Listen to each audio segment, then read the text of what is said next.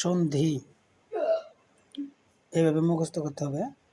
নদী নদী যুগের নদীর কারাগার কারাযুগ আগার কারাগার মহেশ মহাযুগ ঐশ মহেশ ক্ষুধার্ত ক্ষুধাযুগ হৃত ক্ষুধার্ত রবীন্দ্র রবিযুগ ইন্দ্র রবীন্দ্র অন্বেষণ অনুযুগ এসন অন্বেষণ।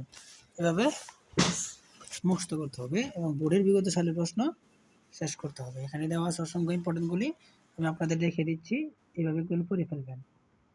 যেমন এখানে চলচ্চিত্র চলযুগ চিত্র চলচ্চিত্র, তারপর হচ্ছে ততোধিক ততযুগ অধিক ততোধিক, সঞ্চয় সমযুগ চয় সঞ্চয়, যশোলাভ যশোযুগ লাভ যশোলাভ, এরকম রবীন্দ্র রবিযুগেন্দ্র রবীন্দ্র, এরকম অনেকগুলো আছে।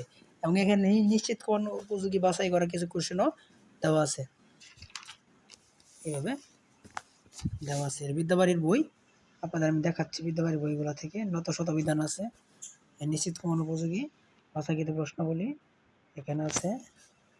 তারপরে হচ্ছে আপনার বানান শুদ্ধিকরণ আছে, দেখে নিতে পারেন। তারপরে আপনি হচ্ছে নিশ্চিত কোন উপযোগী কোশ্চেন, তারপর বাক্য শুদ্ধিকরণ, এই যে হচ্ছে ক্রিয়া, সমাস, যে ইম্পর্টেন্ট চ্যাপ্টার সমাস দেওয়া আছে, দেখেন কীভাবে দ্বন্দ্ব সমাস সমাস কর্মধারয় সমাস খুব সংক্ষিপ্তভাবে এখানে দেওয়া আছে। এবং নিশ্চিত কোন উপযোগী কোশ্চেনও দেওয়া আছে, এভাবে আপনারা দেখতে পারেন। সমাজের পর আছে কারক বিভক্তি, খুব ভালো একটা টপিক, খুব সুন্দরভাবে আলোচনা করছে এখানে। আছে কি দেখো প্রশ্নাবলী, এরপর আছে আরো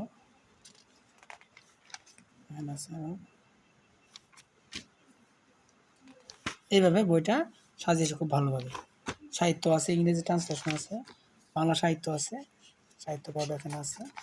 তারপর মীমাংসা ভূষণ সহ বিভিন্ন রবীন্দ্রনাথ ঠাকুর, বিভিন্ন যেগুলো পরীক্ষা বারবার আসে এই সমস্ত লেখকদের নিয়ে সাহিত্য। এটা বাংলা অংশটুকু আমি কেটে ছোটো করে ফেলেছি, যেখানে কেটে ছোটো করে ফেলেছি এটা মলাট, কেটে ছোটো করে ফেলেছি যেন পড়তে সহজ হয়।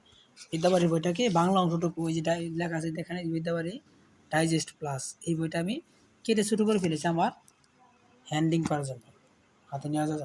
ঠিক আছে, আপনারা এইভাবে বিদ্যাবাড়ির বইটাকে শেষ করেন, ইনশাআল্লাহ আপনারা প্রাইমারি চাকরি সহজেই পেয়ে যাবেন ইনশাআল্লাহ। সবাইকে ধন্যবাদ, আসসালামু আলাইকুম।